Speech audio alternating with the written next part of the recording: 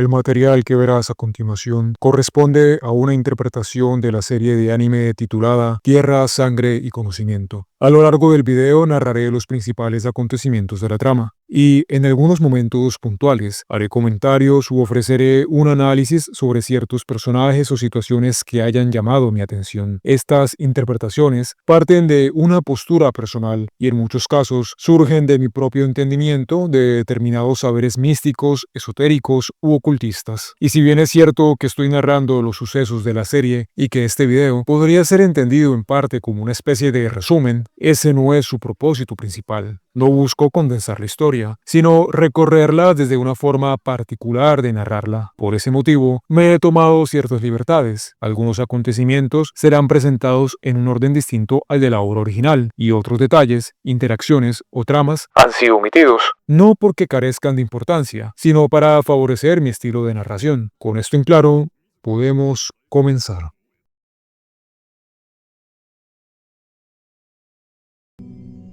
なのに我々の世界は何で汚れているのですか。それは地球が宇宙の中心だからだよ。それなら特別な感じでいい気が。中心というのは一番底辺ということだよ。地球は位が低く汚れていて、そこに住む人類は無力で罪深いと思い知らせるためだよ。君の見上げる夜空がいつも綺麗なのはこの汚れた大地から見上げているからだよ。 Han pasado 10 años desde los eventos ocurridos en torno a Hubert y Rafal.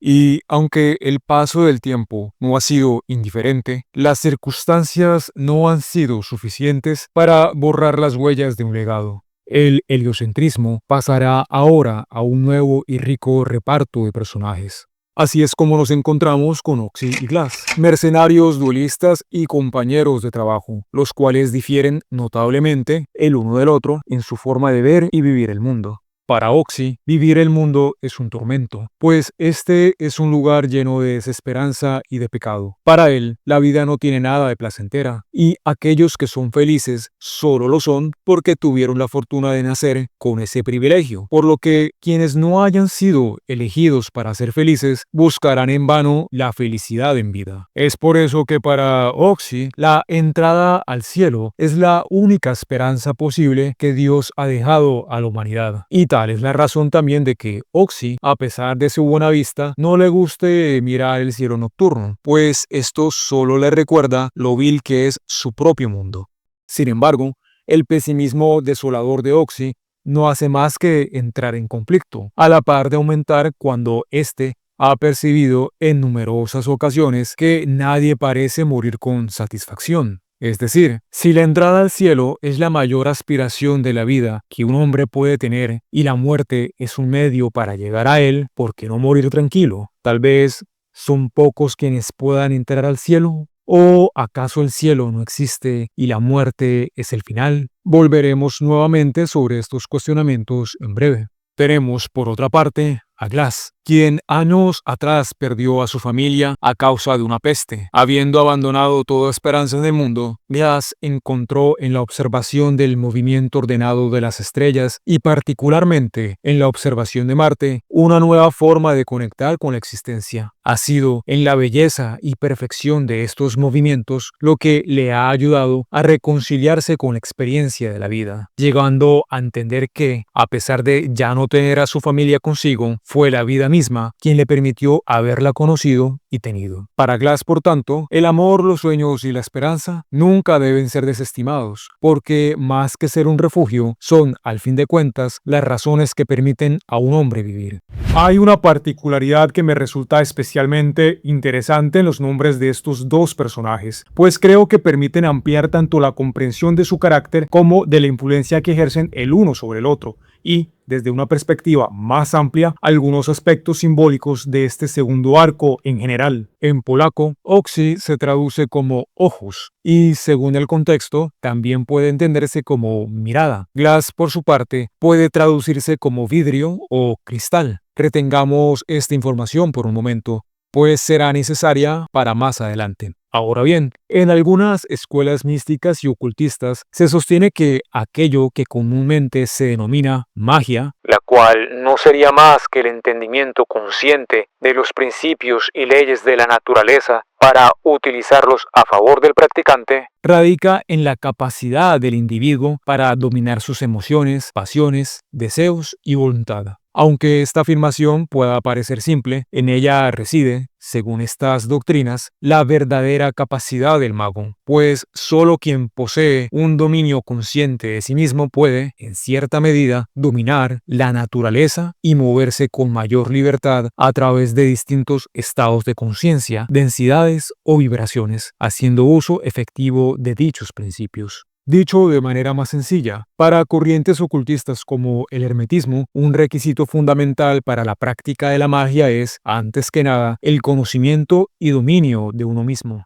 Este último aspecto, conocerse, reflexionarse, pensarse y encauzarse, quizás recuerde a lo que una persona busca, por ejemplo, mediante un proceso psicoterapéutico. Y es que, en efecto, existe aquí un punto de conexión. William Walker Atkinson, considerado uno de los posibles autores de El Kybalión, menciona algo que denomina como la nueva psicología. Una propuesta profundamente influenciada por los principios herméticos. No me detendré demasiado en este punto, pues requeriría un análisis más extenso. Sin embargo, lo relevante aquí es que tanto Atkinson como el hermetismo establecen una relación directa entre los postulados místicos y esotéricos de la práctica mágica y aquellos conocimientos que permiten a una persona conocerse y sanarse a sí misma. Existe, por tanto, una correlación entre la práctica mágica y el conocimiento de sí. Son muchos los puntos desde los cuales podría abordarse esta relación. No obstante, en esta ocasión me centraré únicamente en aquellos que nos permiten pensar a los personajes de Oxy y Glass. Atkinson, partiendo de los principios herméticos, señala que para el estudio del sujeto en esta nueva psicología es necesario diferenciar entre el yo o ego y el alter ego, también llamado como el me.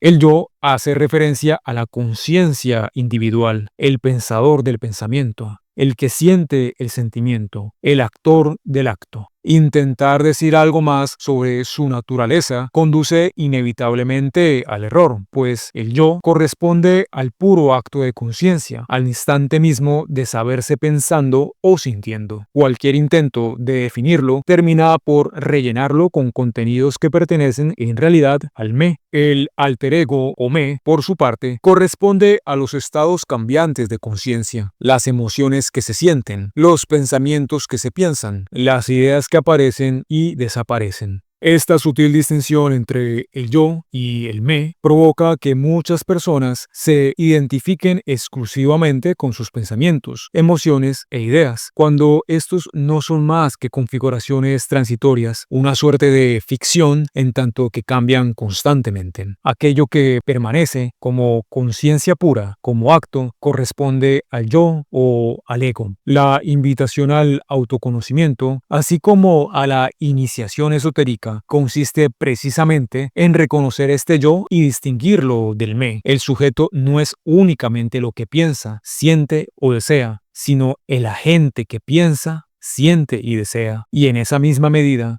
puede tomar distancia, gobernar sus procesos internos y ejercer dominio sobre sus propias actividades mentales. En la historia principal, cabría esperar que, por su carácter, fuera Glass quien desempeñara un papel protagónico prolongado en este arco. Sin embargo, será Oxy quien asuma finalmente esta tarea. No es casual que estos dos personajes funcionen como polos opuestos. Esta oposición cumple una función concreta dentro del desarrollo simbólico del relato. Oxy encarna la mirada como acto consciente, Glass aquello que es mirado. En otras palabras, Oxy representa el yo como conciencia activa, mientras que Glass encarna el me, el conjunto de estados, reflejos y contenidos con los que una persona suele identificarse. Desde esta perspectiva, Glass como vidrio o espejo permite a Oxy mirarse a sí mismo, sostener su propia mirada, pensarse y cuestionarse. Oxy, cuyo nombre remite precisamente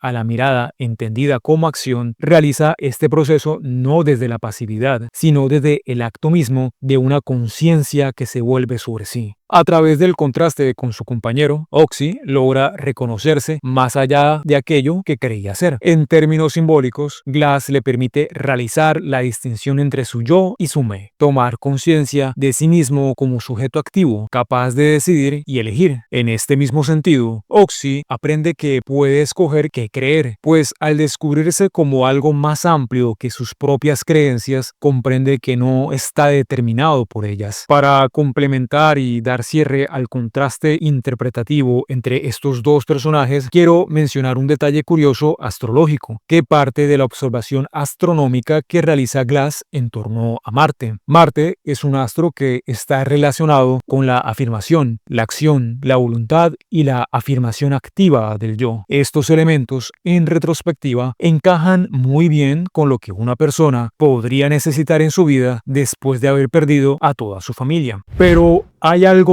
aún más llamativo. En la historia, cuando conocemos a Glass, Marte inicia su retrogradación, un fenómeno que ocurre cada 2 años. Sabemos que Glass empezó a observar el cielo justo después de la pérdida de su familia, y como Marte no había retrogradado desde entonces, podemos deducir que esa pérdida ocurrió hace aproximadamente 2 años. En astrología, la retrogradación de Marte es un momento de reflexión sobre la propia energía y voluntad.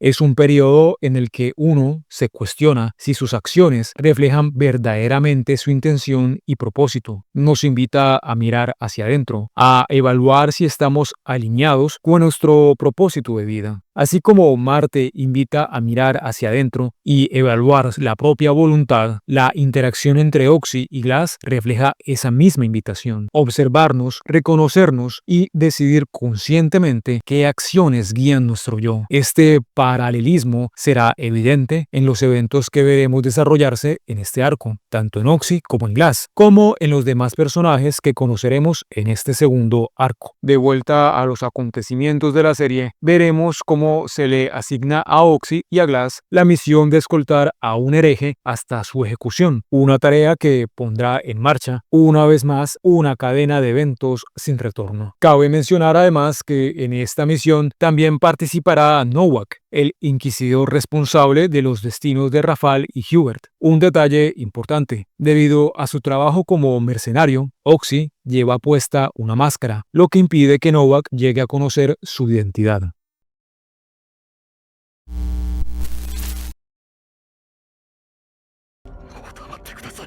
しかし君はいや人類は正面から向き合うべきだ。やめてください。麗しの天国なぞないのかもしれないということに。やめろと頼んでるだろう。だがこの星は天国なんかよりも美しいということに。 Tal como ocurrió hace 10 años, nuevamente será la figura de un hereje quien ponga en duda los ideales de dos personas que, de alguna manera, guardan una íntima relación con el cielo y las estrellas. Esta vez, el conflicto entre Glass y Oxy surge cuando el primero observa que Oxy cuestiona las motivaciones del hereje. ¿Por qué desafiar a la iglesia que ofrece salvación? ¿Qué sentido tiene renunciar a un lugar en el cielo? Mientras es transportado a su ejecución y escoltado por ambos mercenarios en una carroza de la Inquisición, el señor hereje les plantea un desafío directo. Sus creencias son idealistas, demasiado preocupadas por el destino de sus almas después de la muerte y poco por cómo pueden vivir y apreciar su vida en el presente.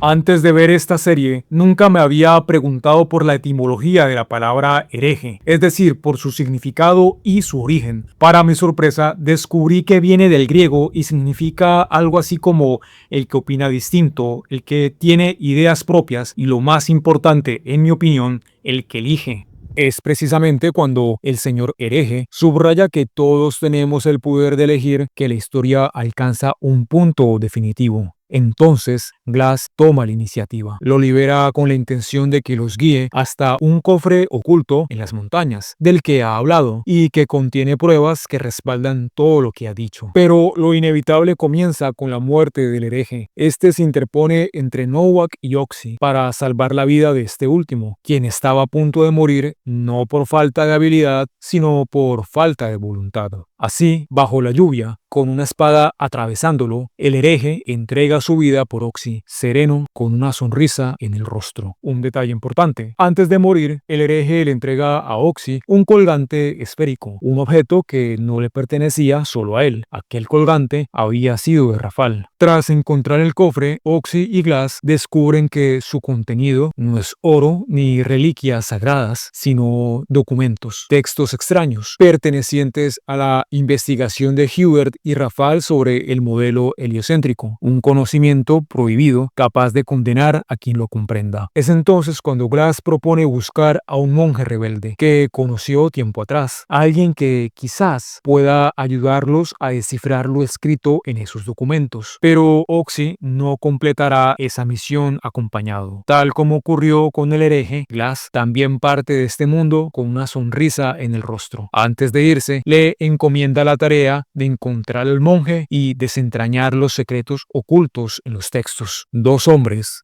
2 muertes, la misma expresión de paz. Estos sucesos no hacen más que acorralar a Oxy entre sus dudas y resoluciones. ¿Por qué el hereje, defensor de ideas que lo condenaban al infierno, murió con tranquilidad? ¿Por qué Glass tuvo tanta certeza al dejarle esa misión? ¿Y qué quiso decir cuando le aseguró que aún no estaba listo para ir al cielo porque seguía temiendo a la muerte? Sin comprender del todo sus pensamientos, pero con una convicción nueva, la de tomar las riendas de su vida, la de elegir sentirse distinto, Oxy emprende el camino. Su destino, un monje de reputación cuestionable. Su nombre es Vadeni.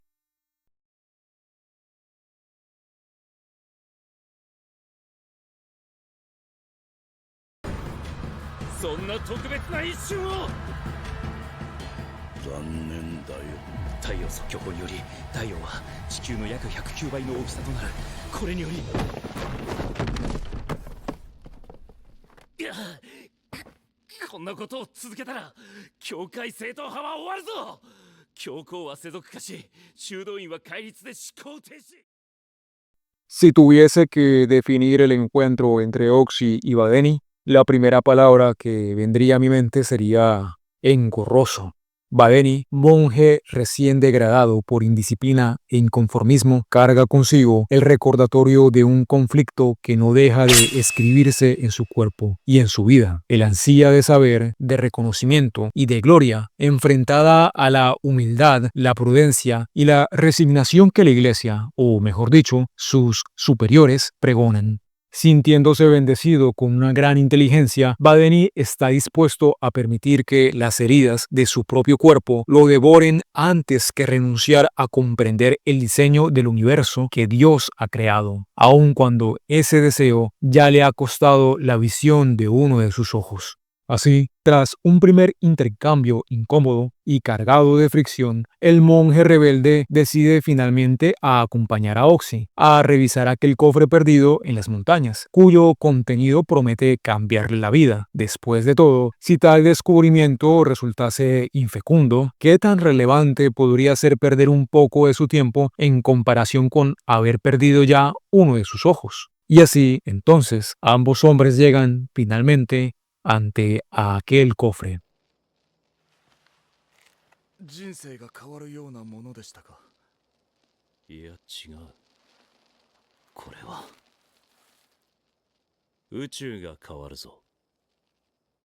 La primera reacción de Vadeni tras realizar esta declaración es, de forma inesperada, un impulso por vomitar. Este acto lo veremos repetirse en 2 momentos de la historia, siendo este el primero de ellos. Detalle que resulta importante para adentrarnos un poco más en el psiquismo y en el carácter del personaje. En Vadeni, el deseo de adquirir conocimiento aparece estrechamente ligado a la imagen que ha construido de sí mismo, una relación que hasta cierto punto puede considerarse problemática. Para él, conocer no parece ser un acto motivado por el placer o la satisfacción, sino una cuestión de reconocimiento. Por esta razón, el grado de conocimiento que pueda alcanzar se encuentra muy probablemente íntimamente ligado a los calificativos que se atribuye a sí mismo. En otras palabras, tanto la capacidad de adquirir conocimiento como la calidad del mismo, en términos de verdad,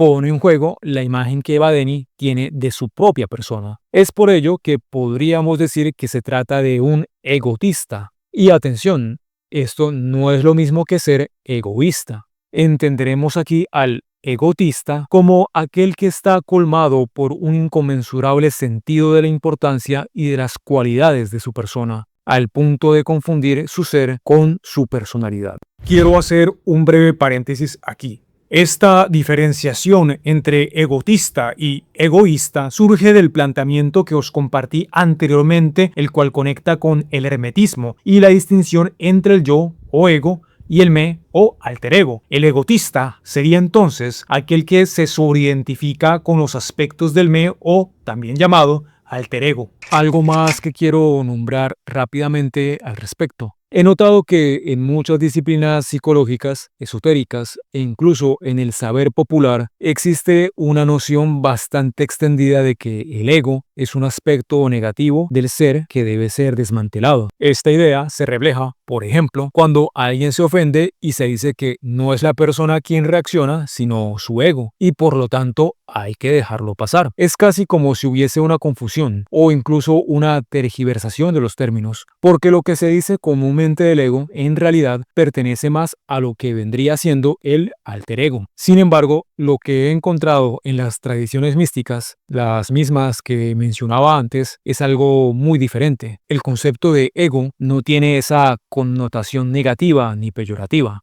Quizás más adelante dedicaré un video corto a este tema. Volviendo a Badeni, es posible que la relación que ha construido en torno al conocimiento y lo que se ha dicho sobre sí mismo sea lo que lo lleva a atribuir un valor moral a la adquisición del saber y a la verdad. Como resultado, el vómito que experimenta tras haber accedido a una verdad podría interpretarse como una reacción de asco, más precisamente una forma de asco moral, una aversión o repulsión que no está dirigida al conocimiento en sí, sino a aquella parte de sí mismo que hasta ese momento ignoraba esa verdad. Lo que sigue a continuación es, en mi opinión, el inicio de una de las evoluciones de personajes más bellas que he visto en la ficción. Badeni pondrá al tanto a Oxy sobre la naturaleza del contenido de los documentos hallados en el cofre de piedra. La tierra se mueve. Y aunque esto implique que ya no es el centro del universo, tampoco se encuentra en el punto más bajo de este. El cielo es sublime, solemne, sagrado e imponente. Pero además, gracias a la teoría heliocéntrica, la naturaleza del cielo ahora armoniza con la de la tierra. El mundo ha dejado de ser un lugar profano porque siempre ha sido parte de la belleza que se encuentra allá arriba. Todo el cielo puede ser encontrado en la tierra. Y así, al reconciliarse cielo y tierra en uno solo, Oxy, después de mucho tiempo, puede finalmente volver a alzar la mirada hacia el cielo y a las estrellas. Con estas declaraciones, Badeni afirmará que, para hacer de esto una realidad absoluta, será necesario mover el mundo, probar el modelo heliocéntrico.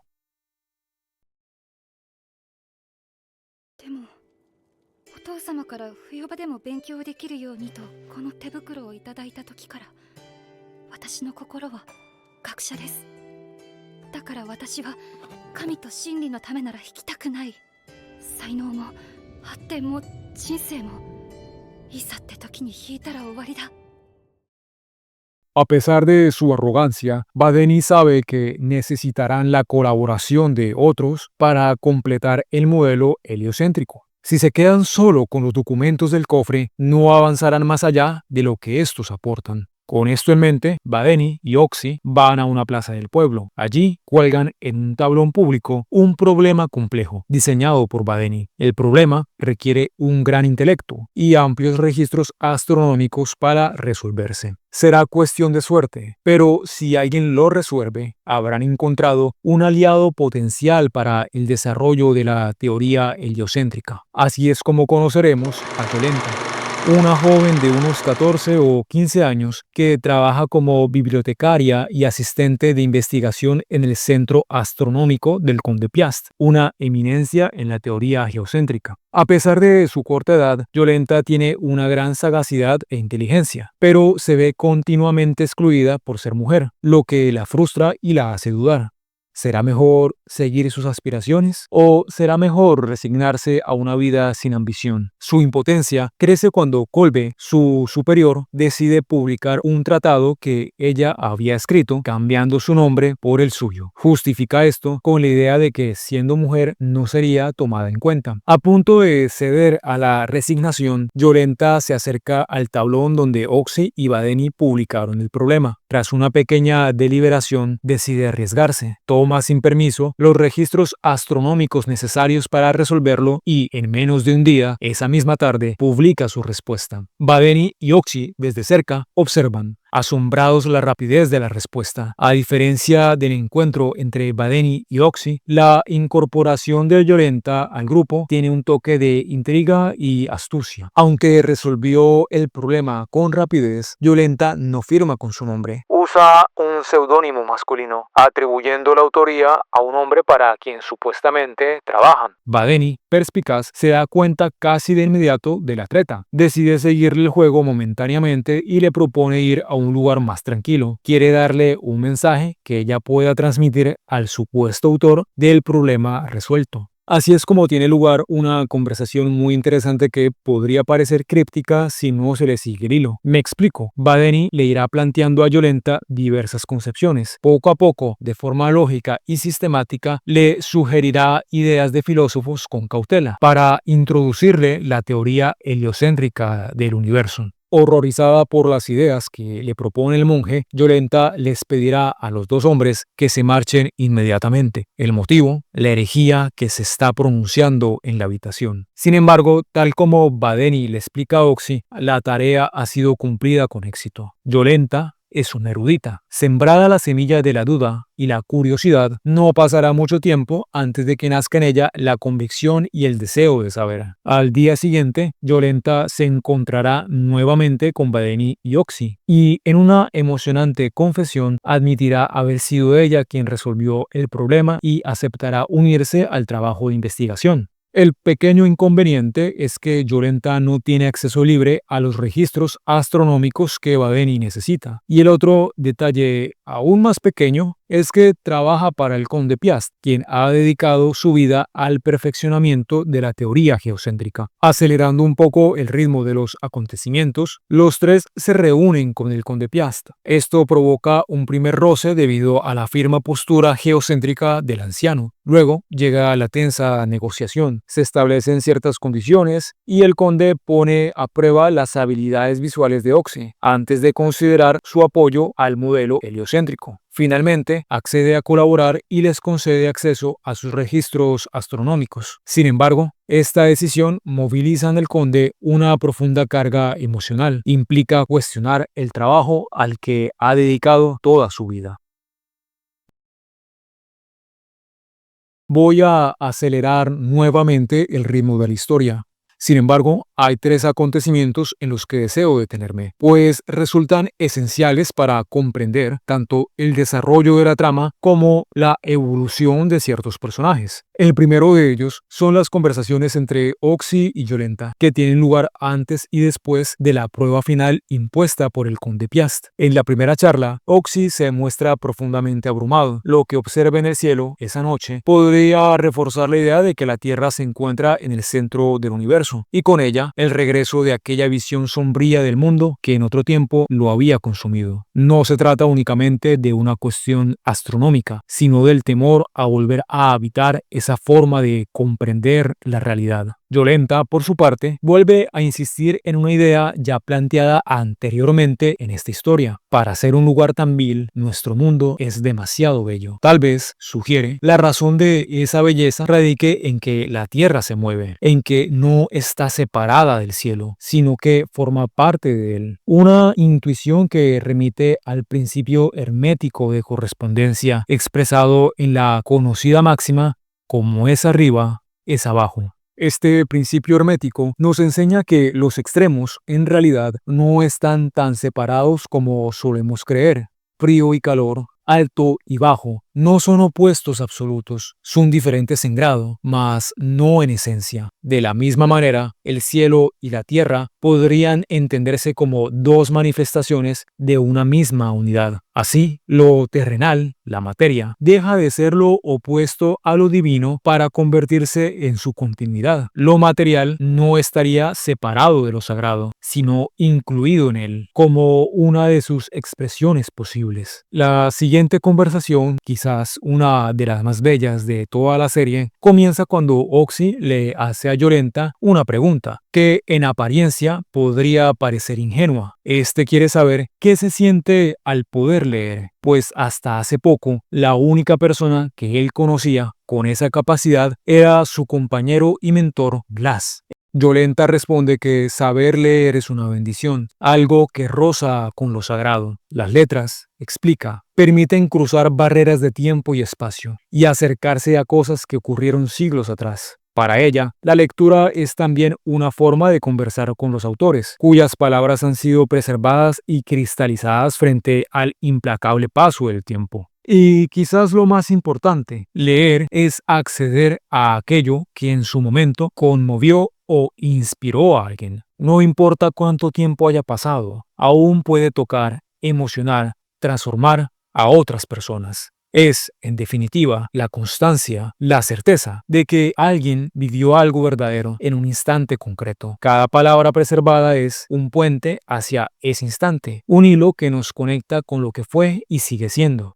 ¿Y cómo no podría ser esto un milagro? Después de la conversación sobre la lectura, Oxy hará algo decisivo. Pedirá a Yolenta que le enseñe a leer y a escribir. Un gesto pequeño, quizás, pero que tendrá un peso considerable en los acontecimientos que se avecinan. Recordemos lo que acaba de decir Yolenta. Los libros pueden cruzar el tiempo y el espacio, preservar lo vivido y tocar a quienes llegan después. El segundo acontecimiento clave es la disputa entre el monje Gravotsky y Badeni, que gira en torno a una pregunta fundamental: ¿quién debería tener acceso al conocimiento? Para Gravotsky, el saber debe circular libremente. Inspirar a otros es su esencia. Badeni, en cambio, lo ve de otro modo. Permitir que todos lean y escriban podría ser un error. ¿Cómo discernir, dice el monje, entre lo pernicioso y lo benigno, lo falso y lo sublime, lo elemental y lo inspirador? Limitar el acceso, para él, es la manera de proteger el conocimiento.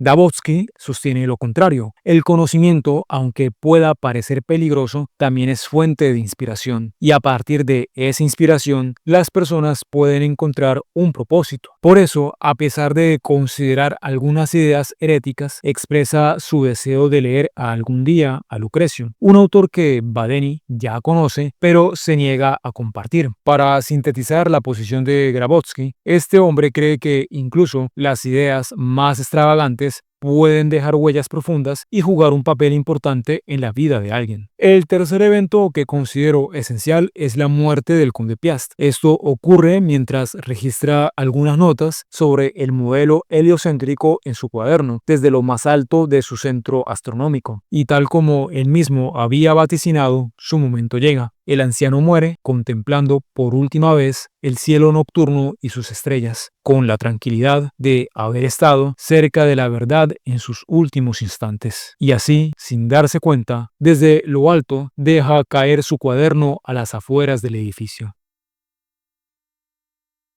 Mientras tanto, Badeni continúa trabajando en el desarrollo y perfeccionamiento de la teoría heliocéntrica. Para sentirse más seguro y tranquilo, decide trasladar su lugar de investigación a un establo que, en un principio, había ofrecido a Oxy como vivienda. Es allí donde se entera de que Oxy ha aprendido a leer y escribir. La noticia lo conmociona profundamente. Su postura respecto al conocimiento y su difusión entre los plebeyos hace que su reacción sea inevitable: incredulidad y desconcierto. Oxy explica sus motivaciones y con cada palabra la perplejidad de Badeni crece. No busca escribir un libro científico, no busca reconocimiento, no pretende obtener ganancias. solo quiere registrar sus experiencias, viviendo de cerca el desarrollo de la teoría heliocéntrica. Su libro es, dice Oxy, un mero diario personal que no planea publicar ni firmar con su nombre. Con estas declaraciones, Badeni decide poner fin a lo que, a sus ojos, es una insensatez y le pide a Oxy que lo deje continuar con su investigación en soledad.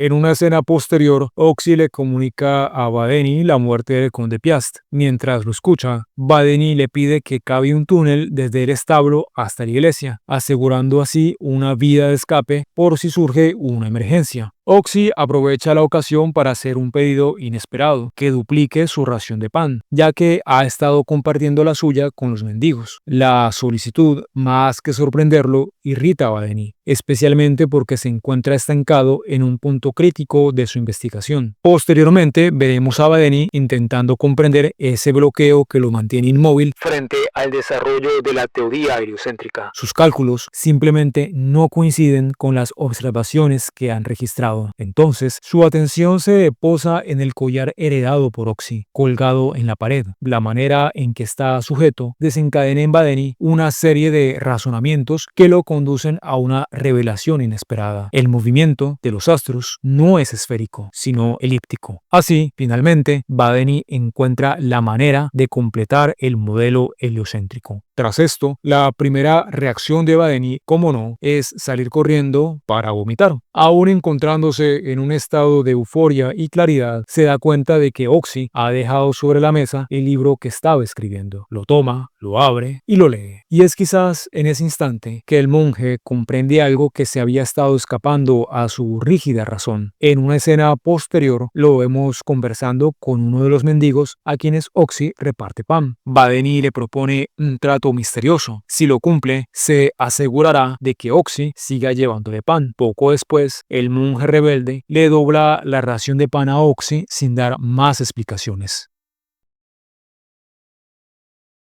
Los días transcurren. Oxy sigue cavando el túnel de escape, mientras Badeni hace los últimos ajustes de su investigación. Finalmente, el monje le comunica a su compañero que la teoría heliocéntrica está completa. Más tarde veremos a Oxy, Badeni y Yolenta compartiendo unos tragos en una taberna. Badeni aprovecha la ocasión para comunicarles que la teoría está lista a tal punto que puede ser publicada. La noticia los estremece. A Oxy una vez más y a Yolenta por primera vez. Mientras todos a su alrededor beben, hablan y ríen, solo ellos tres saben que en esos precisos momentos la Tierra se está moviendo. Los tres protagonistas discuten lo que planean hacer a partir de este momento. Una vez que los preparativos estén listos, Badeni se trasladará al sudoeste, pues ha escuchado que allí hay más libertad para investigar. Además, planea dejar los hábitos y llevar una vida laica, ganándose la vida como tutor. Tras un tiempo prudente, buscará el momento oportuno para publicar su tratado sobre el heliocentrismo. Con la partida próxima de Badeni, Oxy aprovecha para contarles que también planea dejar el pueblo. Conseguirá un trabajo en otra ciudad, ahorrará durante un par de años y luego irá a la universidad. Yolenta les confiesa que tras la muerte del conde Piast, su superior Kolbe fue ascendido y le invitó a unirse a su nuevo grupo de investigación astronómica. Trabajará allí por el momento, con la esperanza de publicar algún día algo bajo su nombre, aunque admite que ese propósito tiene más de sueño que de realidad. No obstante, Oxy recuerda que su mentor Glass le habló una vez sobre la importancia de tener sueños. Ahora, por fin, siente que puede comprender esas palabras. Si se tiene un sueño, se puede sobrevivir incluso a una semana de tragedias. En este punto de la historia, podría parecer para cualquiera de nosotros como espectadores que se ha llegado a un final satisfactorio, especialmente si recordamos cómo se desarrollaron los eventos del primer arco. Así que, ¿qué podría salir mal? Yolenta le pregunta a Oxy qué ha pasado con el libro que estaba escribiendo. Él le responde que lo terminó hace muy poco. Entusiasmada, Yolenta le pide que se lo deje leer. Pero la conversación se interrumpe de golpe. Ha llegado el padre de Yolenta Yolenta, quien es nada más que Nowak, el Inquisidor.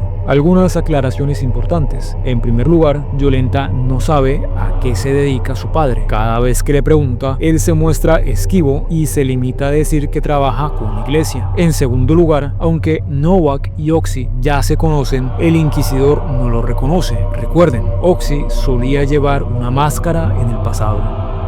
Y así, finalmente, Nowak se sienta con el grupo de protagonistas.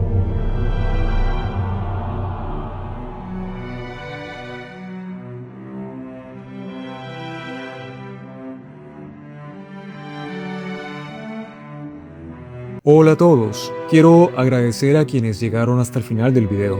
Valoró muchísimo el tiempo y la atención que le han dedicado. Como habrán notado, decidí dividir el segundo arco de la serie en dos partes. En la próxima entrega voy a cerrar esta parte siguiendo con la narración interpretativa de los eventos de este arco, culminando con los destinos de Oxy, Vadeni, Yolenta y por supuesto el heliocentrismo. La verdad, disfruté mucho explorando cómo la trama y los personajes se pueden conectar con las ideas místicas y ocultistas que compartí. Espero que este contenido te haya gustado y si es así, te invito a darle like, suscribirte y compartirlo. Me ayudaría muchísimo a seguir trayendo más videos como este.